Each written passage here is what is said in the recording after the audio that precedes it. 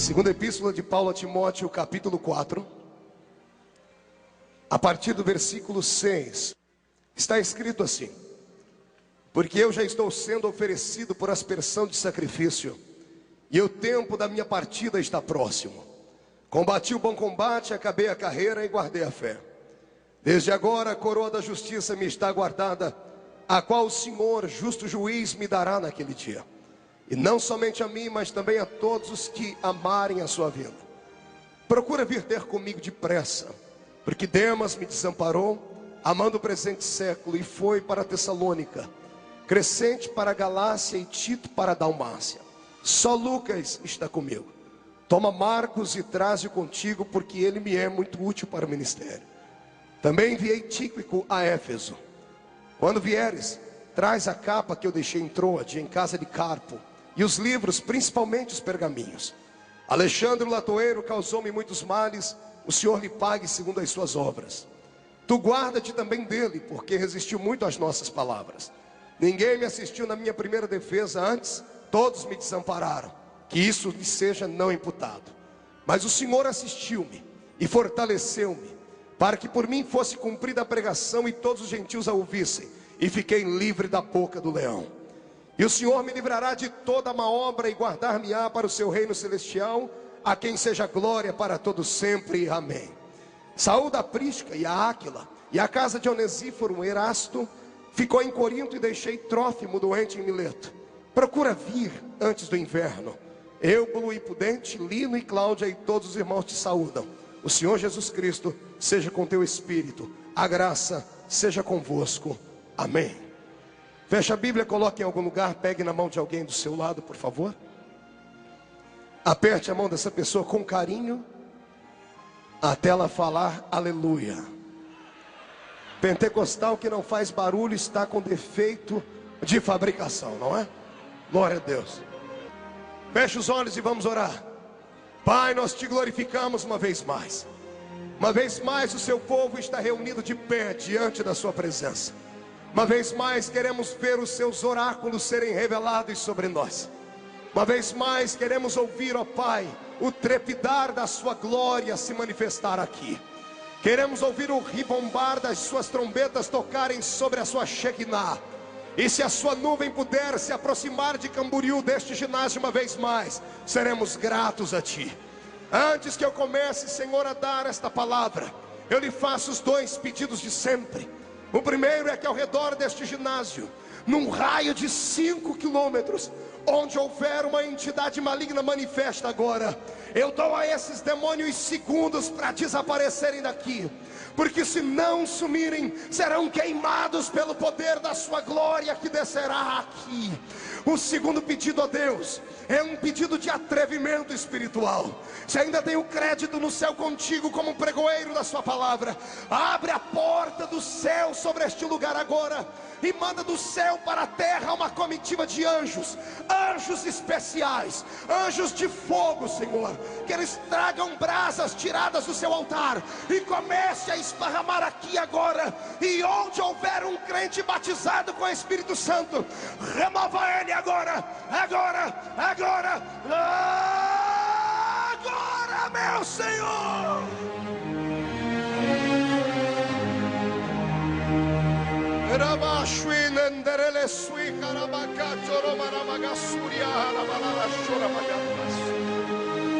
Tu não precisas do homem para nada, tu és onipotente. Então mostra a sua onipotência uma vez mais, em nome de Jesus Cristo.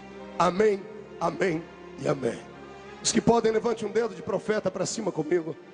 Escolha alguém do seu lado, aponte para o irmão ou para a irmã e pergunte para ele: trouxe lenço? Diga ao outro: trouxe lenço? Diga: não trouxe.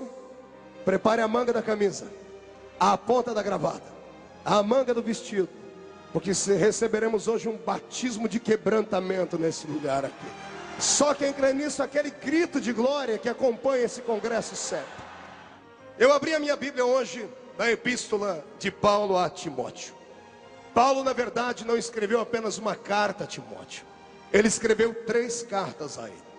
A primeira carta que ele escreveu foi a carta aos Efésios, da qual Timóteo era pastor daquela santa e abençoada igreja. Isso no ano 60, ano Domini, depois de Cristo. Timóteo passava por uma dificuldade grande naquela igreja e por revelação divina.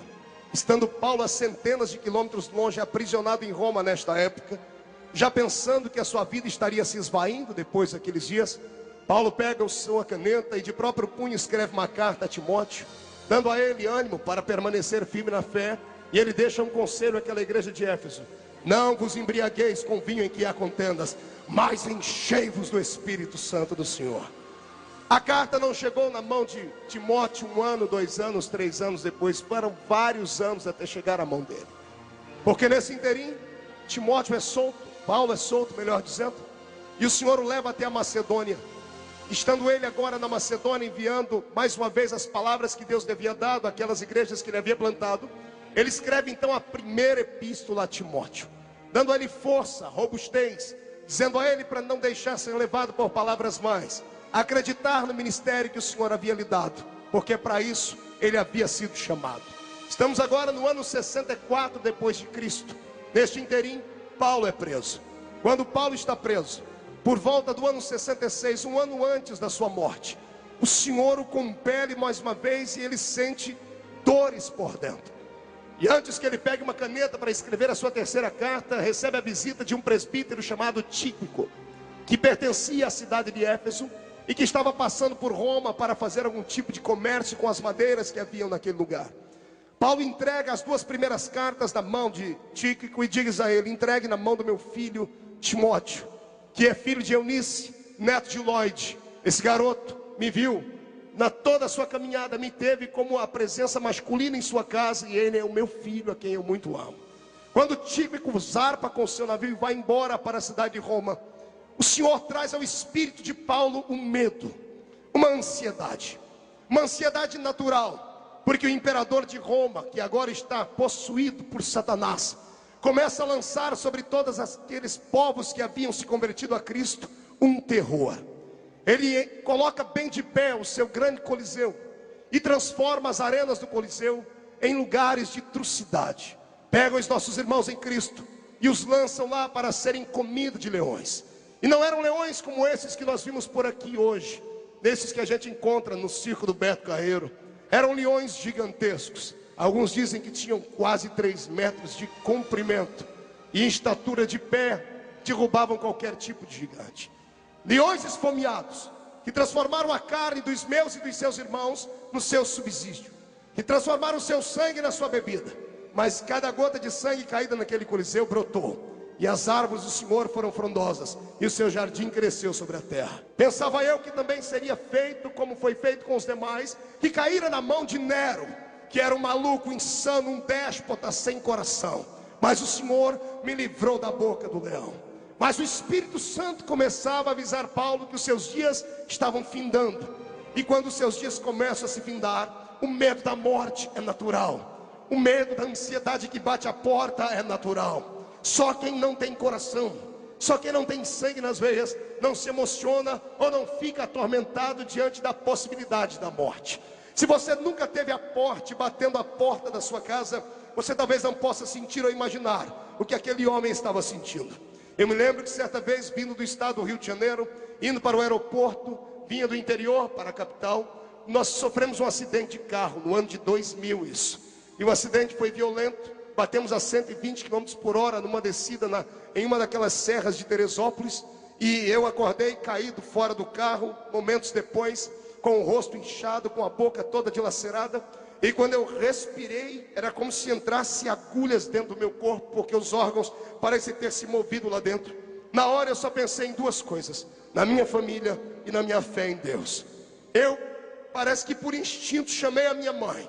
Imagine, um homem já com quase 30 anos de idade na época, gritar pela mãe. É isso que acontece quando estamos diante da morte. O seu Cristo, o meu Senhor, quando esteve diante da morte, também teve reações assim. Foi ele quem disse aos seus discípulos mais chegados, a Pedro, Tiago e a João, embora tenha levado todos junto com ele, só aos 3 ele havia dito assim: a minha alma está angustiada até a morte. A sensação da morte provoca terror e medo.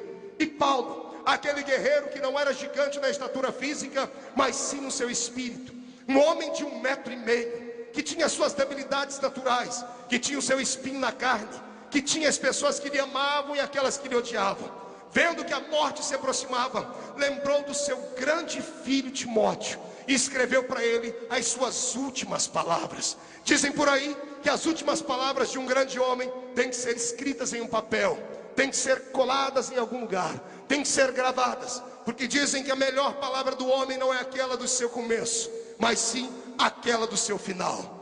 A última epístola que Paulo escreve a Timóteo, a última carta que ele escreve a toda a igreja é esta. Nós estamos diante do epitáfio de Paulo. É Paulo dizendo os seus últimos sentimentos. E quem não pode se sensibilizar com ele, por favor, tape os ouvidos para não ouvir. Mas eu vejo o grande homem de Deus agora escrevendo a Timóteo, dizendo assim: eu sinto saudade das suas lágrimas, de quando choravas comigo, ou por me ver ter sido preso, ou nas orações enquanto eu caminhava. Eu sei que muitas pessoas me abandonaram na hora da minha maior luta. Ninguém se levantou em minha defesa. Aqueles que estavam comigo apostataram da fé, abandonaram todos os princípios que eu havia pregado. Do meu lado ficou apenas Lucas, e daqui a pouco eu volto para a história de Lucas. E apenas para o seu filho Timóteo, a quem ele não via há quase 10 anos, ele diz assim: Timóteo, filho, passa em Troade antes de vir para cá e pega a minha capa. Traz a minha capa, por favor. E logo lá na sequência dos versículos do final, Paulo está explicando porque é que ele precisava da capa. Timóteo, vem ter comigo antes que o inverno se aproxime. Repita comigo: antes que o inverno se aproxime. Vai lá, 1, 2, 3, mais rápido. Mão direita para cima. Coloque a mão nas costas do seu irmão, faz um carinho nele e diga para ele: você precisa de uma capa antes que o inverno se aproxime. Aperte o cinto, porque vamos decolar dentro da palavra do Senhor agora. Eu imagino o desejo de Timóteo, pastor Luiz Antônio, de ter podido ter levado aquela capa para Paulo. Paulo não estava preso em uma prisão comum. Ele não era um preso comum. Ele estava dentro de uma masmorra. Repita essa palavra comigo que eu quero que você memorize ela: masmorra. Não fale mais forte: masmorra. Na Bíblia Sagrada só 3 homens foram para as masmorras: José no Egito, Jeremias e Paulo. A masmorra era a pior de todas as prisões. Só ia para dentro de uma masmorra, irmão Reuel, aquele que havia cometido algum delito contra um grande homem, contra o governo, contra o imperador. Só ia para dentro de uma masmorra aquele que havia tocado em alguém que era muito próximo ao imperador. José, quando foi levado para uma masmorra, foi levado ali porque, segundo a história da mulher do amigo de Faraó, ele havia tentado contra o pudor dela e não havia acontecido nada daquilo. Na masmorra não há luz. Na masmorra não há janelinha para o preso ver o sol nascer quadrado. A masmorra era feita bem nos recônditos de um palácio, no subterrâneo. Por estar bem no fundo de um lugar, ela era úmida, fétida, triste e muito fria. A vida de um homem dentro de uma masmorra não passava de 3 anos, porque automaticamente o seu pulmão era atingido por uma tuberculose. 2 anos e 6 meses depois, dentro de uma masmorra, era automático escarrar sangue. Por isso que José foi arrancado da masmorra com 2 anos lá dentro. Por isso que Paulo passou 2 anos na masmorra e, apelando para a lei dos romanos, ele foi arrancado de lá. E quando voltou para aquele lugar, o Senhor permitiu que ele fosse morto de outra forma, para não morrer com aquela maldita tuberculose dentro do peito. Paulo, durante as noites que estava aprisionado, sentia o frio e a umidade. E a única saudade que ele tinha era daquela capa. A capa que o acompanhou durante muito tempo. A capa que o Senhor havia lhe dado por intermédio da mão de uma das irmãs que tanto eram gratas ao serviço do Evangelho. E agora o apóstolo Paulo pede a Timóteo: Timóteo, filho, traz a capa para mim, porque o inverno está se aproximando. Se as últimas palavras de um homem são as suas palavras mais fortes, eu queria muito ter ouvido a palavra de alguns deles. Dia 24 de dezembro passado, agora de 2005, às 9h35 da manhã, na minha casa, o telefone toca e eu, brincalhão como sempre, atendo o telefone rindo e termino chorando. E a mãe me liga dizendo que o meu avô materno havia morrido. Meu avô, com 84 anos, já tinha muita idade, mas era o homem que foi a figura paterna que cresceu ao meu lado e que me deu um pouco da cultura e da sabedoria que eu recebi. Mesmo sendo um homem truculento, violento, um bêbado desenfreado, era um homem que eu tive como pai. Sempre que eu podia ir até a casa da minha mãe, ria muito com ele, conversava com ele. Ele era um homem muito severo, muito sisudo, No dia 24, quando aquele homem morreu, eu fui com a minha mãe para sepultarmos, véspera de feriado, todo mundo abre o cemitério rápido, porque ninguém quer passar um Natal em luto. Quando eu vi o corpo do meu avô descendo a sepultura, aconteceu algo comigo que não aconteceu nem no enterro do meu pai. Eu fiquei descontrolado. Era como se um pedaço de mim estivesse indo embora. O meu sobrenome não é do meu pai, era do meu avô, Feliciano. Quando eu vi aquele velho de quase 1,80 m, debruçado dentro de um caixão, aquele paletó de madeira com seus cabelos brancos, o rosto murcho, chupado, seus dentes amarelados, eu olhei para o caixão e disse: vô, conversa comigo, me deixa uma última palavra, me deixa uma daquelas palavras que todo mundo quer ouvir para nunca mais esquecer. Mas ele se foi, e eu não ouvi nenhuma de suas palavras. Saí correndo por dentro daquelas tumbas do cemitério. Não me chame de louco, qualquer dia desse pode ser que aconteça com você. Sentei em cima de uma daquelas lápides e chorei, mas chorei convulsionadamente, dizendo assim: Deus, e agora? Não tem mais nenhum mestre na minha casa, nenhum pai, eu não tenho mais nenhuma figura paterna. Nesse momento o Senhor me envolveu e disse: você recebeu um pai agora melhor do que eles. Você já tinha, mas agora vai dar mais valor em mim do que neles. Serei o seu pai, porque eu te adoto por filho sempre. Anote aí nas suas páginas de que eu não te abandonarei jamais. E as últimas palavras do seu avô eu vou te fazer lembrar. E naquela tumba eu me lembrei da última vez que estive conversando com meu avô Lúcio. 8 meses antes. 8 meses antes do meu avô morrer, eu entrei dentro do quarto dele, olhei para a carinha dele. Eu nunca havia falado de Cristo para ele, ele não dava liberdade. Era um homem muito severo, muito sisudo. As pessoas da minha família sempre temeram a ele. Mas quando eu olhei para o meu avô já indo, morrendo, 8 meses atrás, eu voltei, saí da minha casa. Quando eu estou no portão, o Senhor disse: volta e fala do meu amor para ele. Eu disse: mas Senhor, meu avô não vai aceitar. O Senhor disse: volta, eu já preparei o coração dele. Sentei do lado dele, comecei a conversar, contei uma historinha, contei uma piada para alegrar o coração dele. E quando ele estava sonhando, disse: vô, o senhor conhece Jesus? Ele olhou para mim e disse: é claro que eu conheço, olha a imagem dele aqui no meu quarto. Eu disse: não, vovô, aquele ali está preso há 2000 anos. Eu quero que o senhor conheça o Jesus que mudou a minha vida, que transformou meu coração, que me deu alegria. E de repente uma coragem entrou dentro do meu peito, e eu fui falando o amor de Cristo para ele. Eu vi aquele velho de 84 anos derramar suas lágrimas pela primeira vez na vida, e ele dizendo assim: por que você não me falou disso mais cedo? Por que você não marcou uma audiência comigo mais cedo para falar desse Cristo? É tão gostoso ouvir isso. Marco, eu nunca senti o que eu estou sentindo aqui. Me conta mais da história desse Jesus. E eu fui envolvendo ele na história. Daqui a pouco eu disse: vovô, o senhor tem coragem de fazer uma oração comigo? Ele disse: como é que é isso? Eu disse: o senhor pega na minha mão o que eu falo, o senhor repete. Feito, ele está feito. E eu fiz a oração do pecador. E quando ele entregou o coração dele para Cristo, na última palavra ele não conseguiu soltá-la, porque a sua voz estava embarragada em lágrimas. E quando eu estava saindo do quarto, ele disse assim: obrigado, filho, obrigado. Eu agora tenho paz dentro da minha alma e do meu coração. As últimas palavras que eu tenho dele são essas. Eu já perdi outras pessoas na vida também. Há alguns anos atrás nós perdemos o que seria o nosso segundo filho, um menininho. O pai não quer ser pai de um menino. Eu sempre chegava em casa, colocava a mão na barriga da minha esposa e ele se mexia todo lá dentro. Eu não sei se ele ia ser jogador de futebol ou um crente do Pentecoste, porque dava chute até.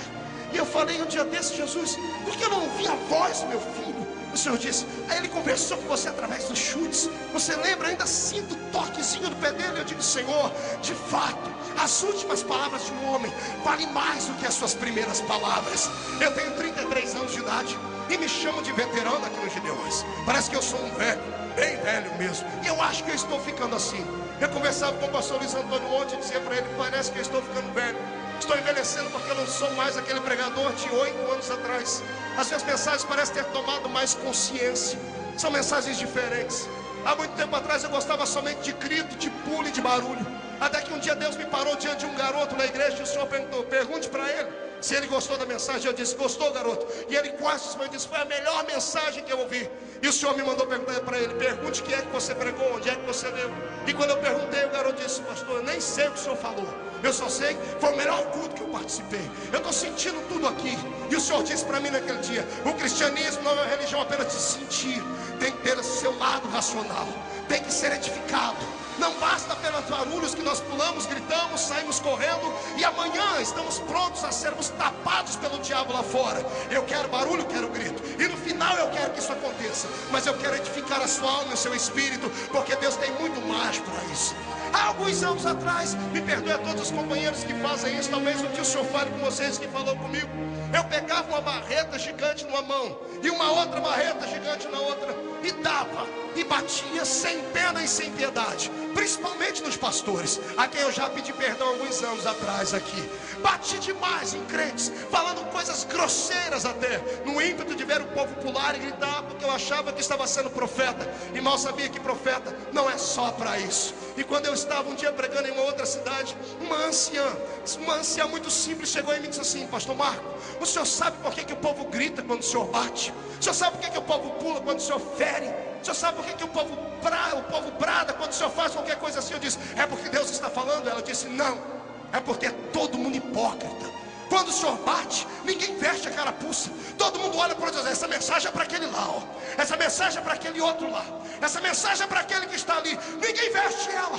Por isso o povo grita, alguns gritam para escorregar da carapuça. Mas são mensagens que cá para nós acabam não edificando, porque o que machuca não traz prazer. Agora, quando vem uma mensagem direta do céu, quando uma lágrima cai dos nossos olhos, quando um crente como esse vai sair daqui a pouco soluçando, pode passar 1 ano, 2 anos, 10 anos, você nunca mais se esquece daquela mensagem. Eu quero profetizar que estamos num tempo de bater sim, mas não a gente que está aqui. Quem está aqui não precisa apanhar aqueles que pregam contra este evento, precisa apanhar aqueles que não conseguem colocar os pés aqui e ficam nos dizimando por aí. Precisa apanhar, não são os que vêm para essa festa, estão aqui atrás orando por nós, são aqueles que estão nas reuniões internas, tentam destruir esse movimento. Quem precisa apanhar é Satanás. Por isso hoje eu vou pedir para Jesus tirar as espadas de fogo das suas mãos. Vou pedir para ele colocar um bate, uma luva de boxe de fogo na sua mão. Nós vamos nocautear Satanás e só Satanás.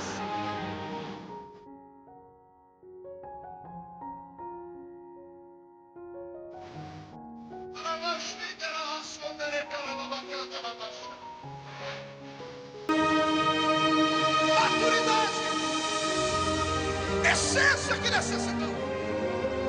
Quando eu olho para os homens que fizeram parte deste mundo e deixaram as suas últimas palavras, eu tenho que me recordar de homens que achavam que eram intocáveis, que eram inatingíveis, como Frank Sinatra, o grande ator de Hollywood. Saiu na revista Times as últimas palavras de Frank Sinatra. Ele disse uma frase curta e morreu: eu perdi, I'm lost. Disse ele: eu perdi. E eu parei algumas horas para meditar por que é que aquele homem havia dito isso. A sua lápide vai receber essas palavras, o seu epitáfio é esse: eu perdi. Eu disse: como pode um homem que arrebanhou corações, que fez filmes de Hollywood, que cantou para grandes autoridades, que namorou as mais belas mulheres, que teve tudo que um homem pode querer em sua vida, perder? E o Senhor disse para mim: ele percebeu que perdeu o brilho da sua vida, percebeu que o brilho da sua estrela acabou. Ele mal sabia que nem era uma estrela, era só um planeta, como a lua. A lua brilha lá em cima, mas ela não tem brilho próprio, é o reflexo do sol que bate sobre ela. Quem foi a lua disse que a terra brilha com um azul colorido demais. A terra não tem brilho próprio, porque ela não é uma estrela, é um planeta. É o reflexo do sol que bate nos oceanos e deixa ela toda azul. Maldito seja o homem que pensa ser uma estrela. Não há estrela, nós somos planetas. O nosso brilho vem do reflexo do sol da justiça. Enquanto ele brilhar sobre nós, haverá isso. Frank Sinatra pensava que tinha brilho próprio, mas era o brilho das pessoas que o aplaudiam, que gostavam de ouvir a sua voz, que gostavam de olhar os seus olhos azuis. Quando a sua robustez física caiu por terra, ninguém quis mais nunca escutá-lo. Quando Getúlio Vargas, presidente desta nação, foi morrer, tirou a sua própria vida, segundo a história, ele deixou uma frase célebre: eu saio da vida para entrar na história. Saio da vida para entrar na história. Ele entrou na história do nosso Brasil, sim. Frase célebre.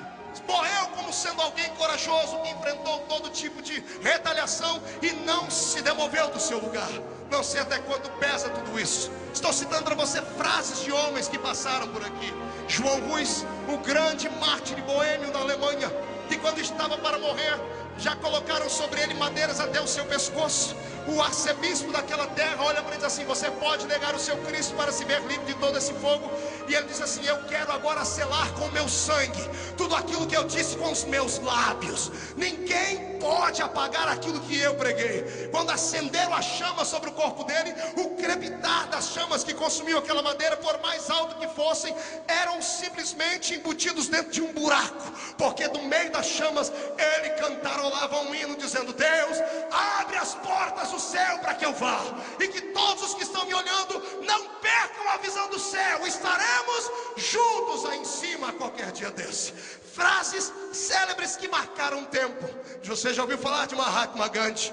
Mahatma Gandhi foi um homem que inspirou nações, inspirou até o líder político negro americano Martin Luther King. Mahatma Gandhi, antes de morrer ao lado de suas duas sobrinhas, parou um homem na frente dele com uma camisa caqui, uma calça azul, tirou um revólver e deu 3 tiros sobre ele. Um tiro no peito, um no estômago e um na virilha. Quando ele recebeu aqueles 3 tiros, ele caiu no chão gritando em indiano: Rei Rama, Rei Rama, que significa: ó Deus. O dia que eu li estas frases deste homem que recebeu o prêmio Nobel da Paz e conseguiu apaciguar a ira dos britânicos contra aquele lugar, usando a lei da não força, eu perguntei: Deus, a que Deus ele estava dizendo? Qual era o Deus que Gandhi estava dirigindo essas palavras? A que Deus ele estava aqui pedindo misericórdia? Porque ele ensinou os seus filhos a adorarem a ratos, a adorarem baratas, a adorarem vacas, a adorarem o Deus Krishna. Eu perguntei: Deus, a qual Deus ele estava dizendo? E pensei: oxalá esse homem esteja falando ao Deus dos cristãos. A história diz que ele conheceu o cristianismo, ele gostava de ouvir as palavras de Cristo e usava em suas pregações. Mas a história também diz que um dia ele entrou dentro de uma igreja na Inglaterra com seus 18 para 19 anos de idade, e sentado num banco no fundo da igreja, nenhuma pessoa se levantou para dar um lugar melhor a ele. As mulheres tiravam as suas crianças de perto dele, porque todo indiano tem uma cor meia parda, não é negro nem branco, é uma cor acinzentada. Como todo indiano gosta muito de incensos, o incenso que ele havia usado o dia todo ainda estava impregnado no corpo dele, e aquele cheiro acabava incomodando as pessoas. Diz a história que ele passou uma noite inteira ouvindo o pastor pregar, e quando terminou o culto, ele não se deixou envolvido pelo preconceito que estava ao seu lado. Ele olhava o pastor e dizia: quando terminar eu vou falar com ele. Mas ele não conseguiu se aproximar do pastor, não deixaram ele falar com o pastor. O pastor disse que ele tinha que arrumar uma entrevista com ele para outro horário. Gandhi, se vendo agora compelido a não atingir mais o pastor, sentou no último banco da igreja. Era uma noite fria na Inglaterra, como uma noite de inverno com muita neve. Ele agora sentado no último banco da igreja, percebe o diácono apagando as luzes e convidando todos a saírem de dentro da igreja. E ele diz ao diácono: eu não tenho para onde ir, eu acabei de chegar de viagem. O senhor tem um lugarzinho para eu dormir? E o diácono disse: não, não temos. O senhor tem uma roupa para me dar? O diácono disse: não, não temos. O senhor tem um prato de comida para me dar? O diácono disse: não, nós não temos. Isso não é problema nosso, senhor. Se retire, porque o senhor é só mais um pedinte que passa por aqui. A história diz que Gandhi naquele dia dormiu do lado de fora da igreja e cobriu-se com jornal, como o pastor Adeildo contou a sua história aqui ontem. Ele contava dele e eu lembrava da história de Gandhi. A diferença é que Gandhi, expulso de dentro da igreja, voltou revoltado para a Índia. Chegou na Índia e disse: queridos, o Deus dos cristãos não é como os deuses que nós temos. Eles pregam aquilo aqui que não podem viver dentro do seu coração. Gandhi morreu com 3 tiros no peito. Um dia o Senhor vai permitir que todos nós estejamos perto dele, para ouvir o seu julgamento diante do trono do meu Deus, num lugar que não será terra nem céu. E eu quero que você enxergue naquele dia, e talvez se lembre das pregações que estamos falando aqui. Quando Gandhi ser conduzido até diante do trono, com 2 anjos fortes ao seu lado, e ele diante do meu Cristo ter que dobrar o seu joelho e confessar que Jesus Cristo é o Senhor, porque a Bíblia diz que toda língua confessará e todo joelho se dobrará diante do Senhor. E eu quero que você agora tente imaginar Jesus olhando para ele dizendo: oh Gandhi, você teve chance, teve uma oportunidade, e por que não me aceitaste como Salvador? E eu quero que você imagine ele olhando para os cantos daquela grande multidão de branco. O pastor que estava naquela igreja pregando e não pôde atendê-lo vai estar lá com certeza. A mulher bonita que tirou os seus filhos de perto dele também vai estar lá. O diácono que estava naquela igreja e não deu a ele um lugar para dormir também vai estar lá. Eu quero ver Gandhi procurar no meio da multidão onde estão aquelas pessoas e dizer: eu tentei, mas não me deixaram, não me deram um lugar para dormir, não me deram uma coisa para comer, não me deram algo melhor para fazer. E Jesus era assim: infelizmente, eu não te conheço, aparta-te de mim para o fogo eterno.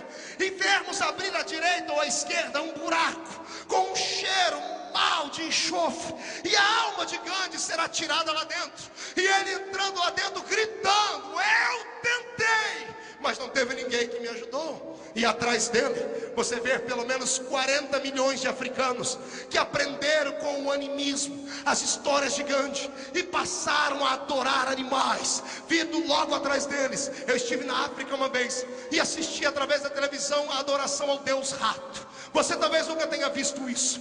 Imagine um templo gigantesco, caravélico, caindo aos pedaços, e um monte de pessoas do lado de fora com bandejas e pratos, colocando no chão.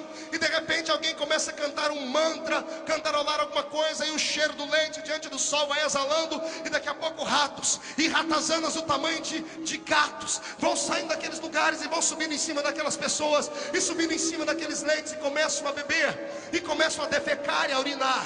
E quando termina todo aquele ritual, os ratos voltam para dentro das suas casas, e de repente as pessoas se levantam com o sacerdote e começam a dançar e a gritar: o nosso Deus nos visitou. Eu quero que você veja mulheres pegando aquele leite misturado com fezes e urina de animais, dando na boca das suas crianças, e o repórter perguntando: por que a senhora faz isso? E ela diz: porque pai Gandhi nos ensinou que o espírito dos deuses habita nos ratos. A urina e as fezes deles são a essência da vida que os nossos filhos precisam. Eu quero que você imagine no dia do juízo, quando 40 milhões de negros africanos, pequenos, grandes, velhos e novos, acorrentados diante de Jesus, dobrados os joelhos, e Jesus dizendo: aparta-te, aparta-te, aparta-te de mim, um a um, caindo dentro de um buraco sem tamanho, simplesmente porque Gandhi teve a infelicidade de congregar numa igreja de aparência, onde as pessoas mostram uma coisa que não tem e pensam ser aquilo que não são.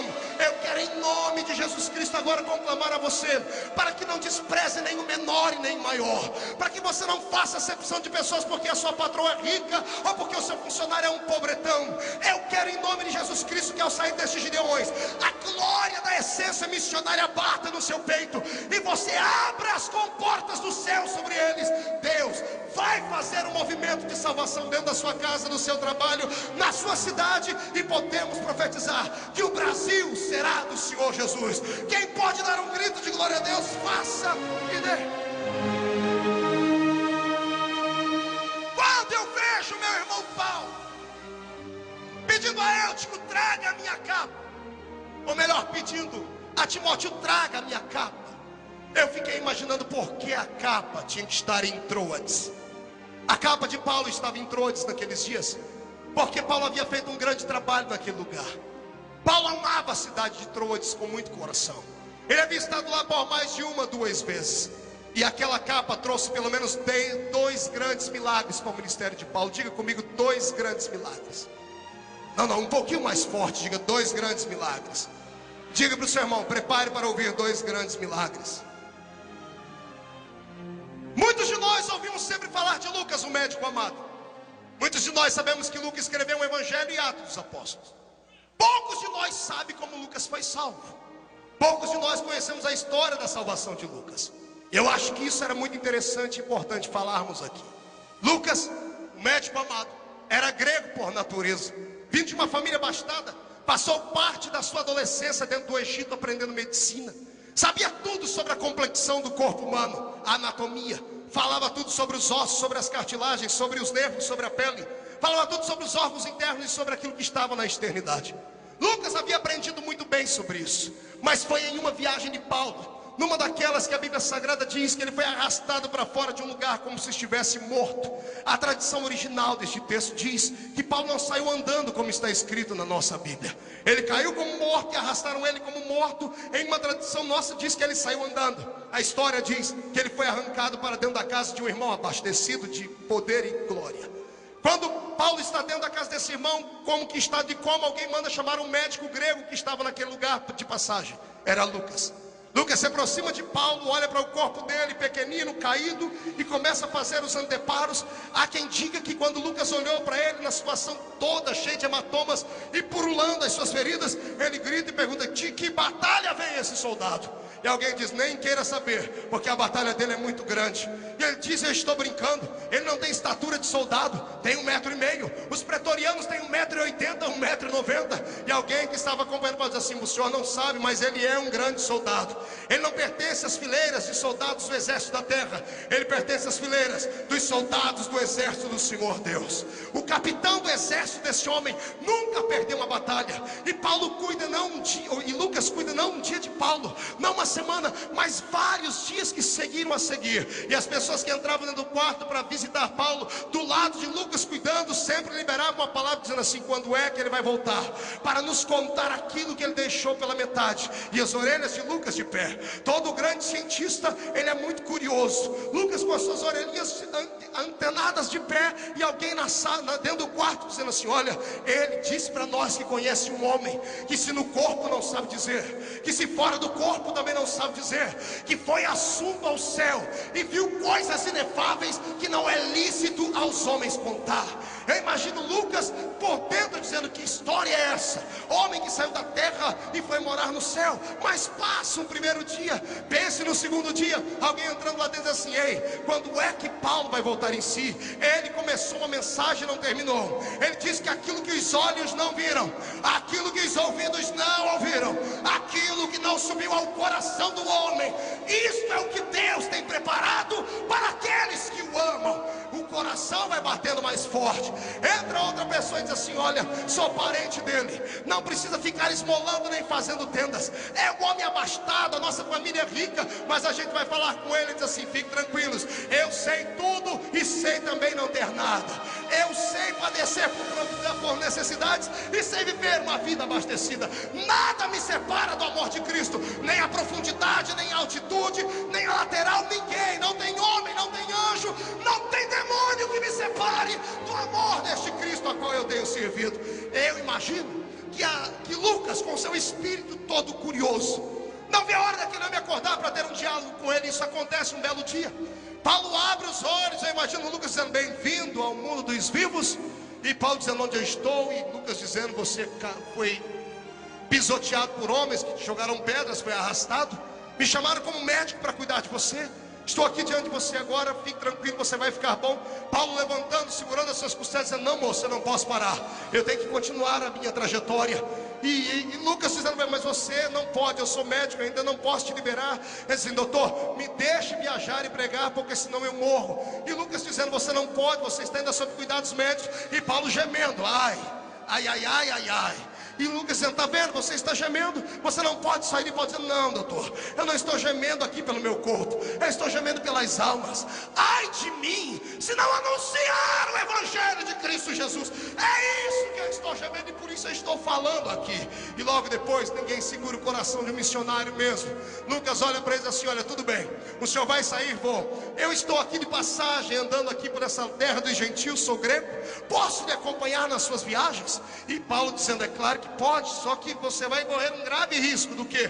De acabar ficando como eu. Eu imagino Lucas dizendo: eu sou vacinado, eu tenho anel de formatura, terminei o meu curso de doutorado em medicina no Egito, nada pode me tocar. Fique tranquilo que eu já estou aqui fortemente preparado e anestesiado contra as suas palavras. Eu só quero sondar, eu só quero usar o meu espírito curioso de cientista para anotar. Posso? É claro que pode, vamos embora. E Lucas vai, e é exatamente no capítulo 16 adiante de Atos dos Apóstolos que Lucas investe nessa caminhada com Paulo. E quando ele chega em Troades, quando ele chega bem naquela cidade de Troades, tinha que ser ali, Paulo resolve dar um sermão em uma casa. A notícia esparrama e vai chegando gente apinhada por todos os lados. E de repente, dentro daquela casa, uma multidão incontável de pessoas e mais gente do lado de fora. Pessoas estão pelas janelas, e um garoto está sentado na janela por nome Eutico. E Paulo envereda pregando. A mensagem dele não foi meia hora, nem 1 hora, nem 2 horas. Era meia-noite, o apóstolo estava pregando. Haja palavra, haja pulmão e haja unção de Deus na vida dele para segurar a multidão até aquele horário. Quando ele está terminando a sua mensagem, despenca da janela Eutico, que cai deliberadamente do lado de fora, quebra o pescoço e acaba morrendo. As pessoas o levantaram morto, começa a gritaria lá dentro. Eu imagino pessoas dizendo: onde tem um médico, onde precisamos de um médico. E Lucas, mais do que pronto, levanta a mão dizendo: eu sou médico, estou acompanhando aquele rapaz que está falando ali, deixa que eu cuido do garoto. Lucas chega perto do Eutico, olha para ele, está com o pescoço roxo, purulando pelos ouvidos, purulando pelo seu nariz, boca sangrando, e dizendo assim: olha, infelizmente eu não sei quem é a família desse rapaz, mas a medicina que eu estudei me autoriza a dizer que ele morreu. Ele está morto. Podemos assinar o atestado de óbito. Nisso a multidão vai abrindo espaço, ninguém vê por cima do pescoço, porque o pregador era muito pequeno. Ele vem atravessando 1, 2, 10, 100 pessoas até chegar lá perto de Lucas. Vê Lucas olhando para o rapaz cair do chão e diz: Lucas, o que está acontecendo? Lucas olhando para Paulo dizendo: moço, eu não tenho nada a ver com a sua vida, Paulo, mas se eu fosse você eu sumiria daqui agora, porque as pessoas já te apedrejam quando te ouvem pregar. Quando a notícia esparramar na cidade que esse garoto morreu na sua pregação, você está perdido. E Paulo olhando para Lucas com um sorriso, dizendo: calma, doutor, o que é que o senhor está dizendo? Paulo, eu sou médico, eu já testei aqui, não há pulsação, o pescoço dele está mole, está quebrado, ele acabou de morrer. E Paulo dizendo: calma, doutor, o senhor acha que eu ando desprevenido? Eu não ando só com um doutor que cuida do corpo, eu ando com um doutor que cuida da alma e do espírito. Ele está aqui do meu lado. Mas Paulo, Lucas, mas só viemos nós dois. Oh, meu amigo, calma. Esse médico, ele vive dentro de mim e tem uma extensão dele no céu. Me dá licença, qual é o seu diagnóstico, Lucas? Ele morreu. Deixa eu perguntar para o meu médico, deixa eu telefonar para o meu médico. Eu imagino Paulo saindo de canto, pegando o seu telefone celular espiritual e ligando para o telefone de Deus, que tem número, é 3332. 33 é o capítulo de Jeremias, 3 é o versículo que diz: clama a mim e responder-te-ei e anunciar-te-ei coisas grandes que não sabes. Os dois são dois joelhos no chão. Está agora ele de joelho no chão, telefonando para Jesus. O que eu acho mais lindo é que o telefone de Jesus nunca está fora de área, não acaba a bateria, não tem que falar com secretária. Agora o telefone dele também tem aquele PIN, tem aquele Call ID, que quando você liga identifica. Por isso que muitas pessoas entre nós não recebem a resposta, porque quando liga Jesus ali, e olha quem está ligando aqui, não quero conversa com esse aqui, porque ele está me devendo em alguma área da sua vida. Agora quando liga alguém para ele que é íntimo dele, ele atende na hora, não toca duas vezes, fala na terra e diz: fala aí, meu filho, o que é que você está precisando? Eu já vou te responder. Paulo diz: Senhor, eu tenho um probleminha aqui. Um médico da terra falou que aquele garoto chamado Eutico morreu. O que é que o meu médico diz? Paulo, ele está dormindo. Muito obrigado, senhor. Desliga o telefone, levanta para o doutor Lucas. Fica assim não, o garoto está dormindo, eu só vou acordá-lo agora. Lucas está apavorado, dizendo a todo mundo: eu não conheço esse homem, ele é maluco assim mesmo, eu nunca vi esse rapaz na minha frente, com licença. Paulo pega a sua capa, agassura banagai. Era frio, meia-noite, do lado de fora. Ele estende as suas asas sobre o corpo do rapaz e deita sobre ele. Aperta o seu peito e diz assim: Eutico, ressuscita, volta à vida. E o pescoço troncado cai em direita, os olhos se abrem, um atixim deve ter saído da boca dele. E a minha Bíblia diz, pelas palavras de Lucas, não foram poucas pessoas que ficaram assombradas com aquilo que estava acontecendo ali. Todos tiveram que reconhecer que o Deus daquele baixinho era um Deus de poder, de virtude e de milagre, de graça. Eu vejo dois milagres em Troades. Primeiro, um pecador que se arrepende, porque Lucas, quando olhou para aquilo, disse assim: Paulo, não dá. Eu estudei tudo, eu sei até trazer uma ressurreição através de boca a boca. Talvez com um choque forte no peito eu posso fazer o músculo como o coração voltar a funcionar. Mas me desculpe, trazer um morto que tudo estava parado à vida tem que ser um poder maior do que o da medicina. E Paulo disse: eu te falei que se você andasse do meu lado, você veria coisas que ninguém nunca nunca viu. Este é o poder que eu estou apresentando. Lucas se abraça com Paulo, se converte ao cristianismo e nasce ali um dos mais poderosos homens que Deus teve na sua terra para escrever para nós a bela história da igreja cristã. A capa que estava sobre Paulo trouxe um calor sobre o corpo daquele morto. E vamos falar agora aqui sobre esses dois pontos que nós temos que aplicar na nossa vida. Eutico não é um tipo de morto comum. Eutico não é um tipo de pessoa triste e simplesmente que se aparece num culto de uma vez por outra. Eutico foi um cristão que naquele dia escolheu um péssimo lugar para ficar, para adorar a Cristo como seu Salvador. Ele escolheu uma janela, e quem está na janela está olhando para dentro ou está olhando para fora? Quem está na janela está com a sua percepção para dentro ou está com a sua percepção para fora? Aquele que está na janela está titubeando entre dois caminhos. Deus essa noite quer falar com todos aqueles que estão aqui, estão pelo meio do caminho. Deus está falando com aqueles que estão em cima da sua janela espiritual e não sabem para onde olham. O Senhor diz para você: saia desse lugar e entre na posição que o Senhor te quer. Se alguém te expulsou do seu lugar dizendo que o seu lugar é a janela, desça hoje, olhe para quem disse isso e diga para eles: o que é meu, ninguém pode me tomar. A minha posição é aqui dentro. Por favor, não titubeie em dois pensamentos, porque isso pode custar muito caro a sua vida. Segundo, quem está fora do lugar pode receber para si aquilo que não é para receber. O que fez Eutico cair dali de cima não foi a pregação de Paulo, que era chata e comprida como uma espada, nada disso. O que fez Eutico cair lá de cima foi o cheiro da fumaça que saía de dentro dos candelabros, foi o cheiro da fumaça que saía de cima das velas. Quando a fumaça ia subindo, ia tremendo, ia subindo, Eutico começou a aspirar aquilo e foi respirando, e foi respirando, e foi ficando meio tonto e acabou tombando lá de cima. Quem conhece a arte do sacrifício na igreja sabe muito bem que quando nós damos a Deus um sacrifício e o Senhor derrama sobre ele fogo, a fumaça que sobe não é para homem sentir, não é para homem receber. Esta fumaça de glória tem que subir até a graça da eternidade divina. Só Deus pode receber. Esse é um dos graves problemas do homem, receber uma glória que não pertence a si. Eu quero hoje, em nome de Jesus, convidar a todos aqueles que estão em destaque para que deem um passo atrás e peçam para que a glória do Senhor se manifeste à sua frente.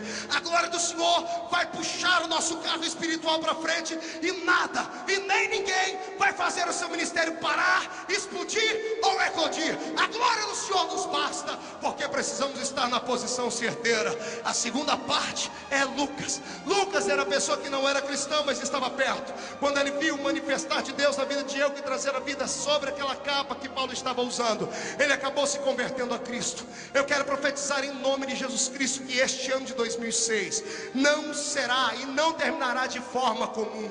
É um ano onde um derramar da unção de Deus será tão grande e poderosa que pessoas que agora não são, antes do Natal serão. Pessoas que agora não têm, antes do Natal terão. Eu disse na sexta-feira que este mês comemora-se o centenário da descida do Espírito Santo nas Américas, através do que Deus fez lá na Rua Azusa. O que Deus derramou naquele dia foi a presença da sua glória sobre aquele lugar, e aquilo se manifestou até os dias de hoje. Quando eu olho para esta capa de Paulo, eu não quero pregar aqui uma inovação, não quero falar aqui sobre uma capa ungida, nada disso, mas eu quero falar sobre o símbolo da capa. Quando o cego usava a capa autorizada por Roma, aquela capa, quem olhasse para ela entendia, era uma capa que tinha autoridade, era revestida de poder dado por alguém que tinha, e ele podia exercer aquela função que ele estava completando ali. Todas as pessoas que tinham aquela capa sobre os seus ombros podiam fazer. Alguém pregou aqui durante esses dias sobre a capa de Elias. Quando a capa de Elias repousou sobre Eliseu, Eliseu recebeu uma autoridade que lhe foi conferida. Capa fala de autoridade e de poder. Quando Paulo disse: Timóteo, traz a minha capa antes do inverno, Paulo estava dizendo: precisamos de uma autoridade antes que o frio bata nas nossas casas. Precisamos de poder. Traga uma capa de glória, traga um revestimento de autoridade. Você que entrou aqui dentro hoje não pode voltar para casa do jeito que entrou. Eu prego sobre isso há vários anos. Eu quero que o Senhor coloque fogo nos seus pés, que este fogo vá subindo sobre os seus troncos, que ele chegue até o alto da sua cabeça, e que você, ao abrir a sua boca, não fale palavras de língua portuguesa, fale línguas de autoridade de fogo. Eu quero, em nome de Jesus Cristo, profetizar que a unção que desceu há 100 anos sobre a rua Azusa vai escolher a sua casa nesta noite, vai escolher o seu ministério esta noite, vai revestir a sua vida nessa noite, porque Deus tem um novo mover sobre a sua história. E podem se levantar quem quiser, podem maldizer o quanto quiserem maldizer, podem vir bombeiros do inferno para apagarem este fogo, não poderão apagar, porque a glória do Senhor não vem da horizontal, ela vem da vertical. Está chegando aí. Eu gostaria que você levantasse a mão direita para o céu comigo agora, colocasse ela no ombro do seu irmão com carinho e respeito, chacoalhasse ele até ele ficar irritado, quem sabe acordar ele. Diga para ele: você precisa deste revestimento hoje. Diga: você precisa e acredita. Diga: você precisa, acredita, então vai receber. Chacoalhe o seu irmão até ele se irritar. Vai receber.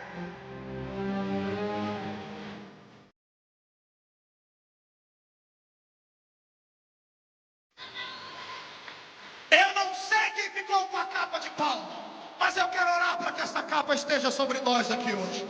Eu quero profetizar aos corredores que estão aqui: nós não precisamos morrer para nossa capa cair na mão de alguém. Eu posso te dar a minha se você quiser, mas tem que aguentar o peso da responsabilidade. Não vai haver mortes, vai haver o derramamento da unção de Deus, e o Senhor vai nos...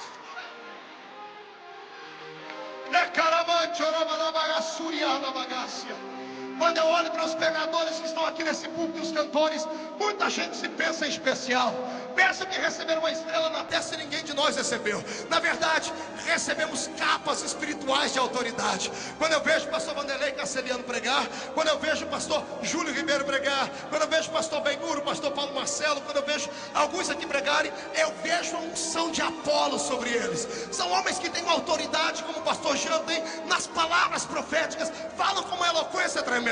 Quando eu vejo o pastor Cizino, quando eu vejo você, eu vejo a capa de Paulo sobre vocês, na unção missionária.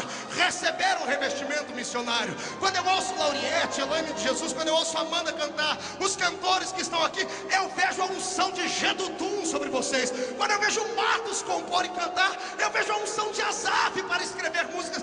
Nada novo na terra, recebemos essa unção. E se nós recebemos, quem diz que você não pode receber? Quem diz que você não pode receber?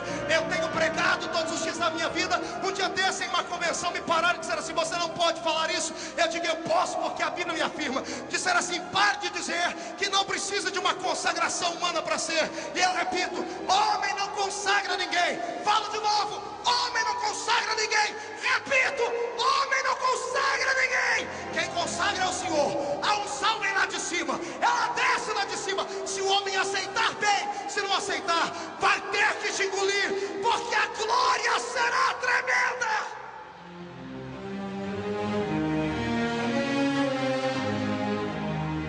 Esta unção é transferível. Grite no ouvido do seu irmão: é transferível.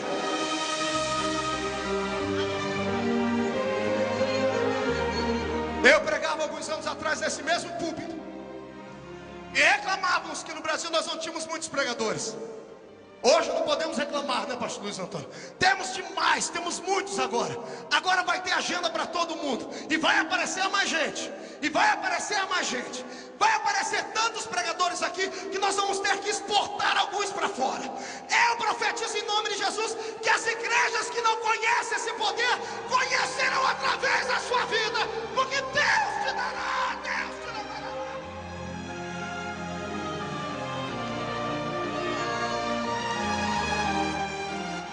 Precisamos desta capa de glória antes que venha o inverno.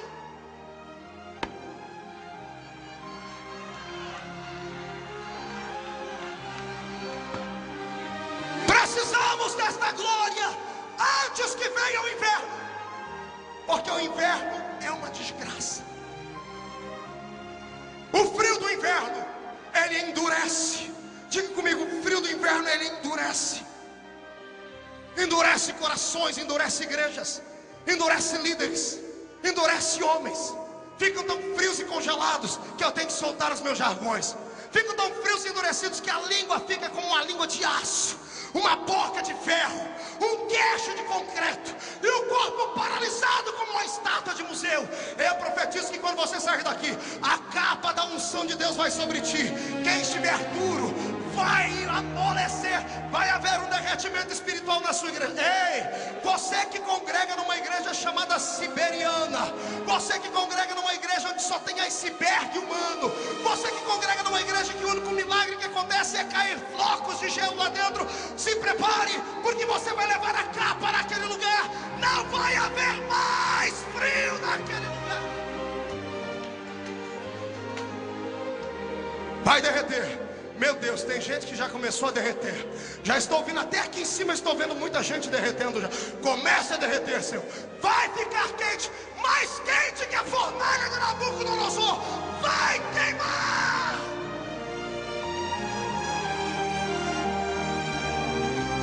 Quando o inverno se aproxima, as pessoas se isolam. Característica de países europeus: ninguém é amigo de ninguém. Ninguém fala com ninguém, se isolam.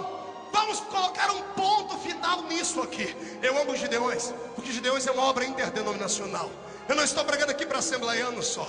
Tem gente de todas as denominações aqui. E escute o que eu vou dizer. Deus não tem monopólio de povo. Deus nunca aprovou o isolamento. Se Jesus descesse hoje aqui e você perguntasse para ele qual igreja ele iria congregar, eu nem vou te dizer qual é que ele ia dizer, viu? Só para você não ficar atormentado e atribulado. Vivemos um tempo onde que o Espírito procura são corações que querem. Eu pregava alguns dias atrás na igreja do pastor Joel Holder, que aqui está, um ano retrasado. No púlpito da igreja dele eu recebi um garoto com uma camisa, e ele veio me dar de presente a camisa, e eu achei que era uma camiseta de algum congresso de jovens. E ele chegou e disse: pastor, trouxe essa camisa para o senhor, porque o senhor é o nosso pai na fé, nossa grande inspiração. Eu disse: que igreja você é? Quando eu abri eu tomei um susto. Igreja Apostólica Romana, movimento carismático do setor tal. Eu disse: como é, garoto? Me conte essa história que eu quero ouvir aqui. Ele sentou do meu lado e disse: pastor, eu estava ouvindo uma fita sua aqui. Um amigo meu me escutou falar em línguas. Ele era crente da Assembleia de Deus e ouviu eu falar em línguas e disse: essa sua língua aí não presta, não é de verdade. E eu fiquei bravo. Eu disse: não, eu não posso te explicar direito, mas eu tenho um professor que vai te explicar. Deu uma fita minha para ele, ele levou para casa, sentou na frente da televisão e começou a assistir.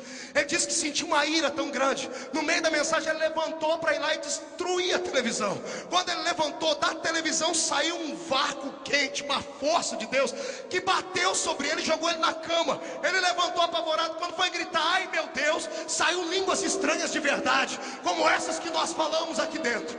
Ele ficou apavorado, não conseguia parar de falar em línguas estranhas. Quando a língua dele voltou, ele pegou o telefone tremendo, ligou para um amigo dele e disse assim: ei, vem aqui, você é o segundo aí que vem aqui, que tem uma coisa para te mostrar. O amigo dele entrou e disse: o que é? Ele disse: ó, eu não vou nem te contar, escuta a fita desse homem.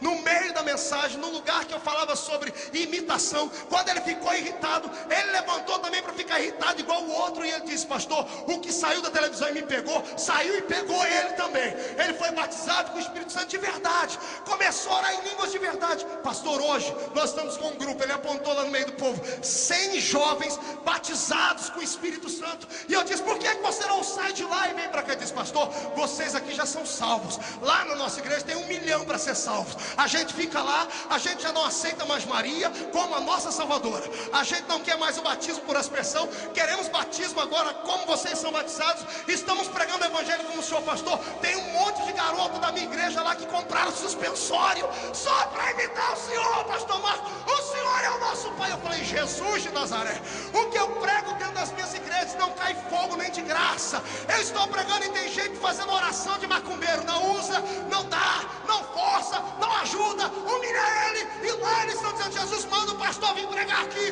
porque queremos fogo. E eu profetizo em nome de Jesus: se a sua igreja não te quiser, outra igreja vai querer, mas o fogo da capa do Senhor vai lá.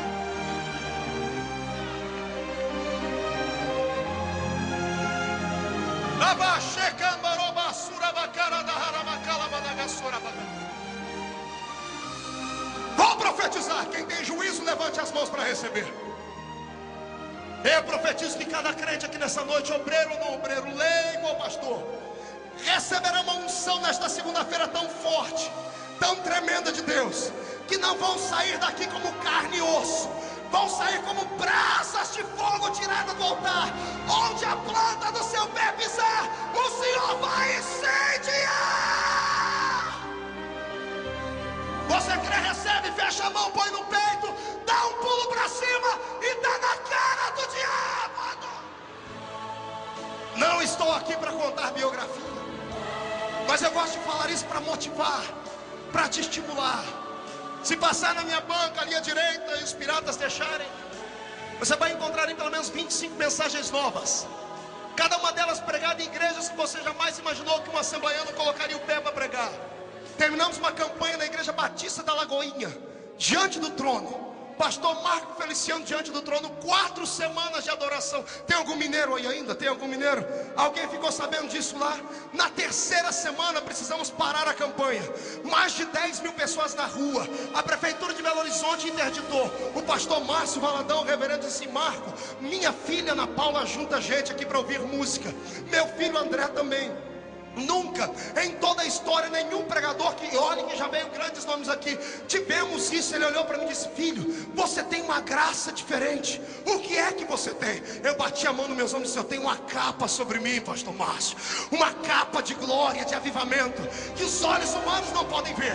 Tanto é que comigo, relação homem, pastor Márcio, só tem 2 sentimentos: ou as pessoas me amam, ou as pessoas me odeiam. Quem me ama é porque aceita meu ministério, quem me odeia é porque morre de inveja. Eu quero convidar você para receber o que Deus me deu. Percebe? Eu nasci aqui,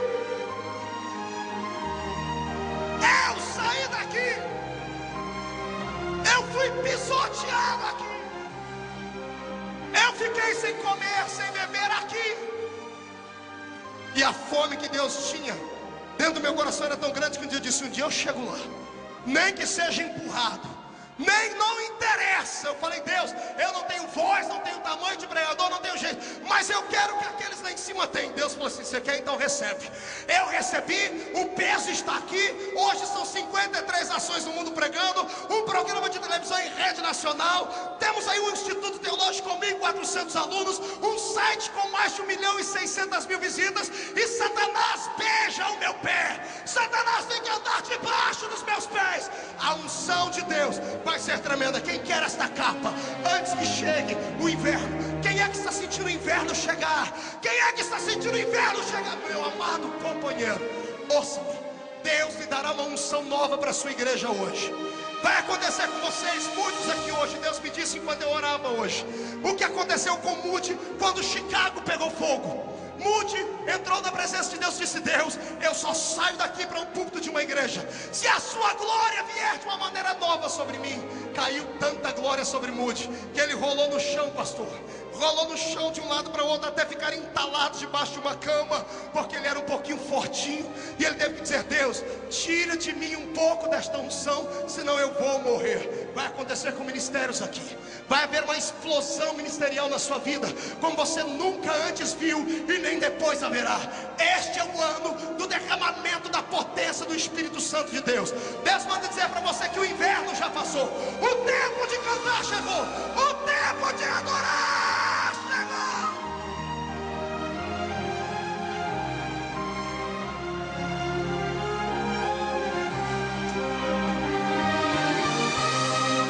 Deus quer levantar uma geração de gansos espirituais.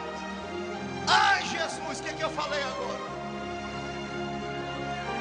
Eu repito, Deus quer levantar uma geração de gansos espirituais. Eu disse o quê? Espirituais. Diga aí de novo, 1, 2, 3. Olha para o irmão e diga: o pastor não está louco. Eu fui impactado com um presente que eu ganhei esse ano de um amigo, um livro, A Filosofia dos Gansos. Eu fiquei assombrado. Eu falei: Jesus, nós temos que aprender muito com essas aves. São aves que não amam frio. São 147 espécies de gansos no mundo, em todos os continentes da terra, menos no continente frio da Antártica. Não há nenhum ganso no meio da neve, porque são aves que precisam do calor. E quando o inverno vem se aproximando, um deles se levanta. Não andam com crachá no peito, não andam com nomenclatura de homem, nem uma estrelinha na testa. Um deles se levanta e começam a cantar. começam a soltar o seu balido, o seu barulho, começam a gritar, a grasnar, se levanta e sobe bem alto, e quando ele está lá em cima, ele plana, bate, ele abre as suas asas, a capa. Quando começa a bater asas e a grasnar, os gansos vêm atrás dele. Você já viu revoada de pássaros? Não é apenas ganso, todos os pássaros voam em V. Você já viu isso? Já reparou isso? Já se perguntou por que eles voam em V? Por que eles não voam em linha reta? Por que não voam um atrás do outro? Voam em V. Primeiro, que o V é o V da vitória, então o V daquele que é verdadeiro. Segundo, eles voam daquele jeito porque é como a ponta de uma flecha. Ninguém pode parar. Ninguém pode parar uma bala. Veja a ponta de um avião, é assim também, porque ela rasga, corta toda a barreira na frente. O primeiro ganso vai atrás e a força das asas dele abre um vácuo. O vácuo é tão grande que o ganso que vem atrás dele começa a bater asas e não precisa bater com tanta força como o que está na frente. O que vem atrás vai diminuindo a força. Quando estão num grupo pronto, eles economizam 71% de energia para bater as suas asas. Quando eles estão voando forte, porque toda a força está no líder que está aqui na frente. Deus não precisa de muitos homens de nome, Ele precisa de alguns aqui que tenham coragem de liderar. Deus vai levantar você na sua congregação, Deus vai levantar você no seu ministério, na sua convenção. Deus precisa de um para guiar. Se você levantar voo, fique tranquilo, pode não ser muitos, mas alguém vai te seguir. Pastor, e não cansa? É claro que cansa. Aí vem a majestade dos gansos. Quando o que está na frente começa a cansar, ele grasna de forma diferente. Isso é científico. Ele sai da posição dele e vai lá para trás, e o outro que estava com mais tranquilo lá atrás vem para frente e puxa o bando todo, e eles vão se revezando até deixar o inverno para trás. Eu profetizo que vai acontecer isso nos nossos ministérios, pastor Abílio. Pastores, evangelistas itinerantes que estão aqui, nenhum de nós vai deixar o outro para trás. Nenhum de nós, Paulo, nenhum de nós vamos atropelar. E outra, quando um desses gansos é atrovejado lá em cima, quando é atormentado o Reuel, quando um deles sai porque adoece, dois gansos fazem escoltas, ficam do lado desse ganso, pastor Luiz Antônio, até ele sarar. Se ele não sarar, eles sepultam ele e voltam para o bando. Mas o soldado ferido não fica sozinho. Eu quero profetizar em nome de Jesus aqui, que vai parar o tempo onde nós vamos parar de dizer: você viu quem caiu? Você viu quem tombou? Chegará o tempo que vamos dizer: você viu quem Deus levantou? Você viu quem o Senhor colocou de pé? E já está chegando.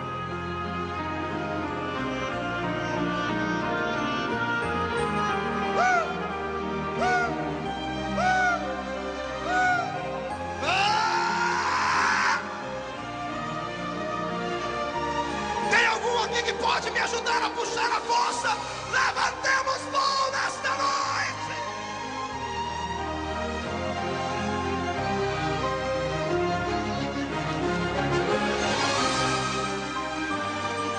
Não tem nada pior do que o pregador estar na frente, tentando puxar o grupo inteiro.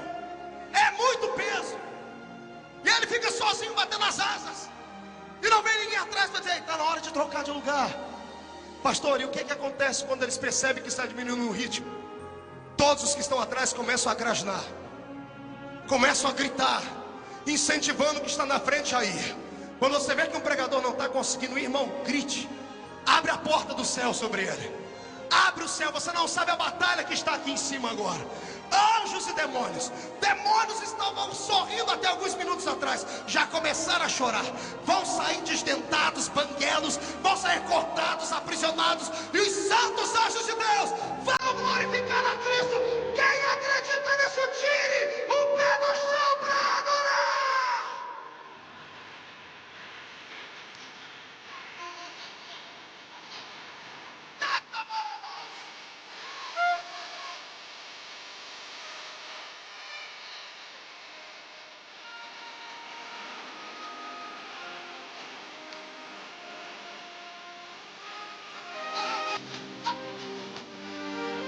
A cada um Deus tem um ministério, o meu é esse: colocar você de pé e falar que vai acontecer. Vai acontecer. Eu quero deixar claro uma coisa, que me escute. Sonho de crente não é como o sonho do ímpio. Crente não sonha de forma racional.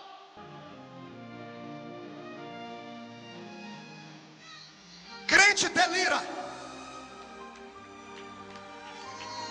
É delírio. Pastor Marco, mas eu ouvi alguém dizer que não estava preparado para falar a palavra. O sonho do crente é um delírio. O que é um delírio? É uma visão de uma loucura. O que foi que José viu? O sol e a lua e 11 estrelas diante dele. Isso não é delírio? É um sonho racional? É delírio? Quando você viu o filho mais novo de uma casa pegar mais peixes sobre os seus ombros do que todos os seus irmãos mais velhos? O menino só sabia comer e dormir. É delírio. Meu irmão Ezequiel na frente do rio Quebar olha para cima e vê uma roda de fogo de um lado, uma roda de fogo dentro de outra, homens com 4 rostos. O que é isso? É um delírio. Se você não está pronto para delirar, não está pronto para receber este avivamento que eu estou pregando aqui.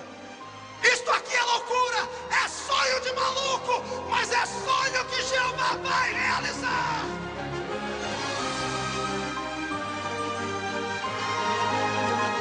Mais uma vez, agora que o seu irmão acordou, levante a mão, pegue ele pelo ombro, mas com força. Acorda ele, chacoalha até ele ficar irritado. Diga para ele, delire. Diga delire. Delire. Delire. Delira.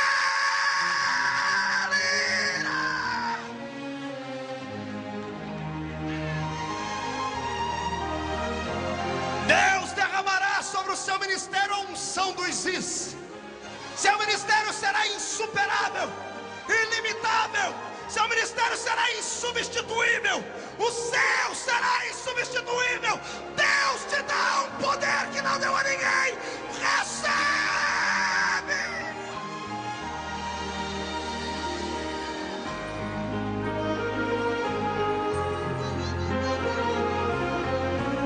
Deus não disse que ia te dar um hino, Alexandre, e não te deu o hino.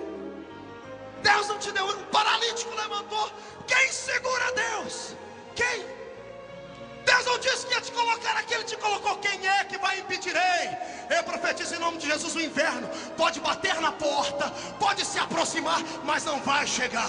Uma lufada de ar quente vai envolver a sua vida, como envolveu a minha vida alguns anos atrás dentro da Vila Tatu. As pessoas me olhavam de cima para baixo dizendo: você não vai, não chega, não acontece. Aí Jesus diz assim: agora para te enxergar vão ter que pôr binóculos nos olhos, porque você vai voar acima das estrelas. Sai da frente, Satanás!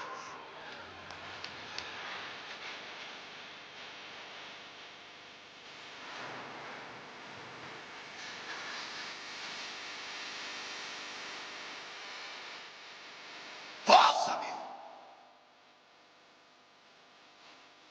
A armadura não. A armadura eu não quero de ninguém. Quero não, pastor Abílio. A armadura não. Mas a capa eu quero. Eu quero a capa. Eu quero. Tem alguém que quer? Tem alguém que quer? Então pega ela. Pega. Recebe. É sua. Tudo é possível que crer. Você está olhando não é para um pregador, é para alguém que representa você. Eu sou você aqui. Você vai chegar aqui. Não, você vai passar daqui. Você vai estar estampado nas páginas dos jornais desse país. Eu vou assistir o seu programa de televisão. Eu vou dividir públicos com você fora do país. Eu vou assistir o lançamento do seu CD em rede nacional. Não deixa o inverno chegar. Eu quero ouvir os gansos cantarem. Quero ouvir os gansos grasnarem dizendo: não parem, não parem, não parem. Hoje eu estou na frente, os pregadores estão na frente. Amanhã é você, amanhã é você. Grite para mim, diga: não pare, não pare, não pare, não pare.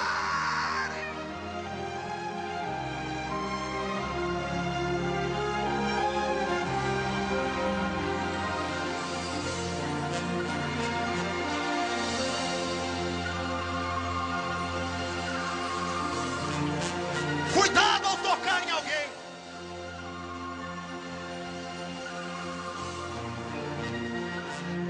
Depois que o pastor Luiz Antônio orou por mim aqui, impôs as mãos dele sobre mim, eu virei pastor. Eu era evangelista, pastor. O senhor orou por mim, eu virei pastor. Tomei pastor, meio evangelista, não sei mais o que eu sou. dia eu vi um pessoal falando mal do pastor Benny Hinn, dizendo assim, ele sopra nos. Eu falei, mano, não queria que ele soprasse em mim, não. Queria que ele cuspisse em cima de mim. Se o sopro dele tem aquele efeito, imagina o cuspe dele, Marcos. Se os ossos de um profeta morto traz de volta aquele que morreu, imagine o que Deus vai fazer hoje, quando esses homens aqui estenderem a mão sobre vocês. Haverá uma unção de prodígio e maravilha. O inverno não vai chegar. Nós vamos simplesmente pegar toda a glória que o Senhor deu a estes brasileiros e vamos esparramar pelos quadrantes do planeta Terra. O Brasil vai exportar avivamento, glória e missões. Quem crê nisso, dê um grito de glória.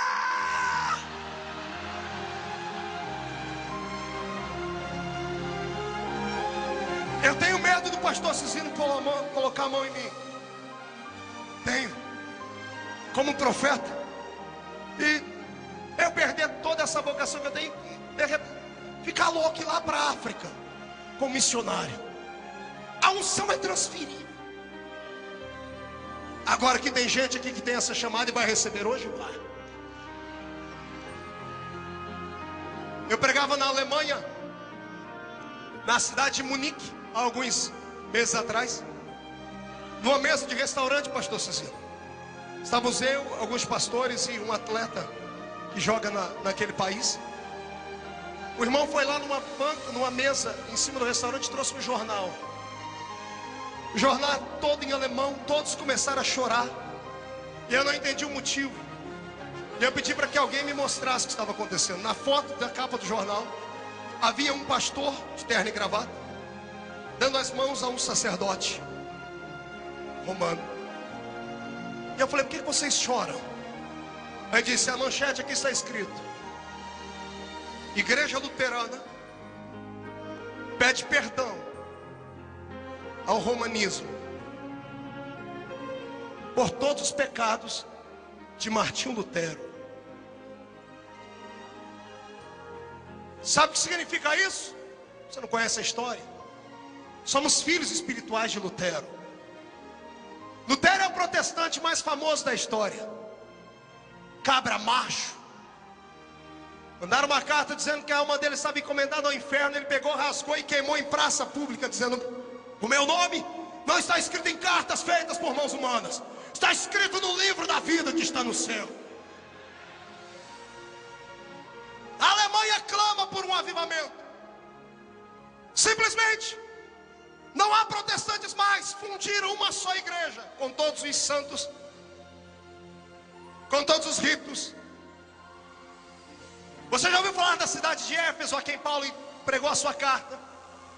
Numa pregação de Paulo de 3 anos e meio, quase 120 mil almas se converteram a Cristo. Ei, o inverno está passando na vida dela. Olhe para cá você, deixa. É o fogo de Jeová pegando, olhe para cá. 120 mil almas. Hoje se chama Turquia. Feito um censo há 1 ano e meio atrás, menos de 500 crentes na Turquia.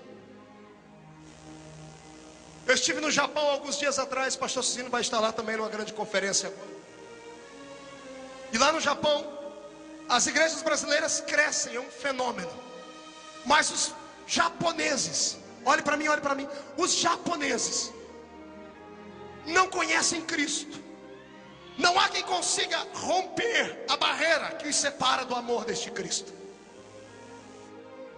Eu entrei dentro daquele país e eu fiquei assustado com a submissão dos orientais. Um povo simples, que sorri para você todas as horas, que te cumprimenta quase encostando a cabeça no chão. Você entra numa loja, eles podem estar passando pelo que for, eles sorriem, só sorriem, só sorriem. Eu disse: Jesus, como é que esse povo não é salvo? Eu estive pregando na cidade de Worcester, escreve-se Worcester, a cidade onde nasceu o reverendo Moody. 200 igrejas estão naquela cidade, uma a cada 100 metros. Não há 100 crentes em cada igreja. Um homem que levou 1 milhão de almas a Cristo. Olhe para cá. Há 1 mês atrás eu pregava na ilha de Martha's Vineyard, na Nova Inglaterra. O tabernáculo de John Wesley está erigido a alguns metros do lugar onde eu preguei.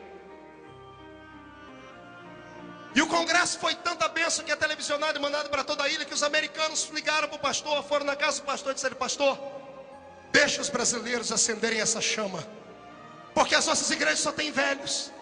E o pastor disse: qual o erro de vocês? Ele disse: nós não falamos desse Jesus para os nossos filhos. Os nossos filhos não conhecem esse Cristo. Mas quando eles veem o programa da igreja brasileira, eles não entendem assim: mas papai, mamãe, o que é isso? What happened? O que está acontecendo ali? E nós estamos falando para eles que isso era o que aconteceu nesta ilha quando John Wesley pregava aqui. Ei, brasileiro, eu já preguei aqui várias vezes e vou fazer de novo. Por favor, me mostre o seu braço. Me mostre o seu braço. Por gentileza, me mostre o seu braço. Me mostre o seu braço, pastor. Me mostre ele. O que é que corre no seu braço? O que é que você tem aí nas suas veias? Não ouvi direito. Sangue de verdade. Porque alguns parecem que têm fios elétricos nas veias. Parece que são robôs, que não sentem ou fingem que não sentem, que não abrem as portas e nem fecham, ficam em cima do muro ou em cima da janela. Vai cair desse pedestal a qualquer hora. Você não tem só um sangue nas veias, você tem sangue de brasileiro. Não, você não entendeu? Eu repito, você tem sangue de brasileiro. Pergunte para mim o que significa isso, pastor. Você não tem um sangue puro. O brasileiro é uma mistura, pastor Cizinho, é a mistura mais linda do mundo. Olhe para mim, branco, do cabelo ruim, do nariz achatado. E não tem um negro na minha família. Feliciano é espanhol, meu pai era português. Olha do seu lado, você vai ver um negro dos olhos verdes, um cabelo liso, um japonês loiro. Olha do seu lado, você vai ver uma miscelânea de gente. Que é isso? O Senhor diz: filho, eu dei para os brasileiros um sangue misturado, para eles carregarem no sangue deles a responsabilidade do avivamento mundial. Todas as nações da terra vão receber o avivamento que vai sair do Brasil. Eu não estou fazendo uma utopia maluca, não estou aqui falando coisas que não vai acontecer. Eu estou olhando para a esperança espiritual do planeta Terra. Deus vai te levantar.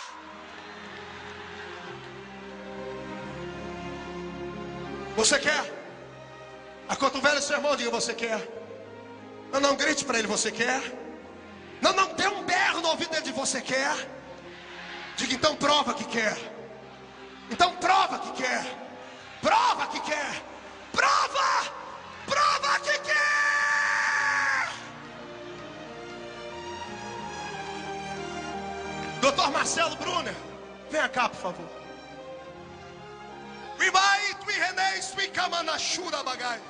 Eu, somente eu, te tirei daquele lugar que ninguém dava nada.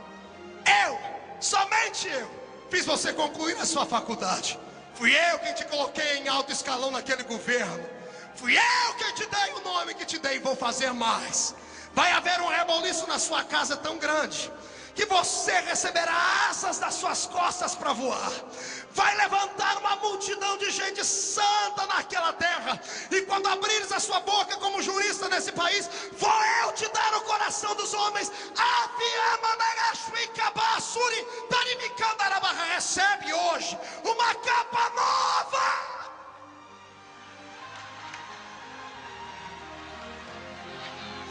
Você não conhece ele, um dia você vai conhecer. Ramasha Karabasúria. Ramanagaturi Karamalabasharabaga. Pegue na mão do seu irmão.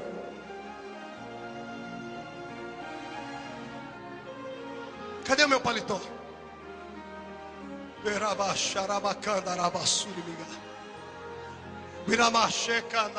Me chame de louco.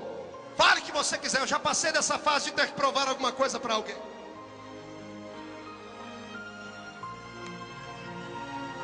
Não tente entender. Coisa espiritual não se entende. Coisa espiritual se aceita. Se aceita. Recebe. Recebe. Recebe. Recebe.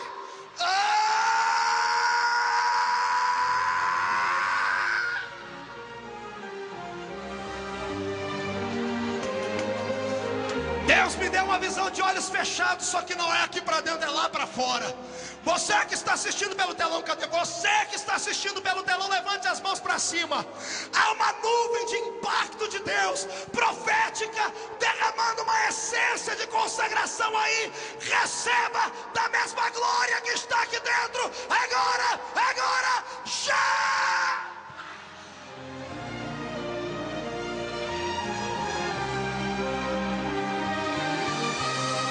Timóteo, traz a minha capa antes que o inverno chegue. Se há verdade nas palavras que eu estou pregando, Pai, prepare o coração dos seus filhos. Prepare o coração da sua igreja, Pai. Derrina bagaçúria.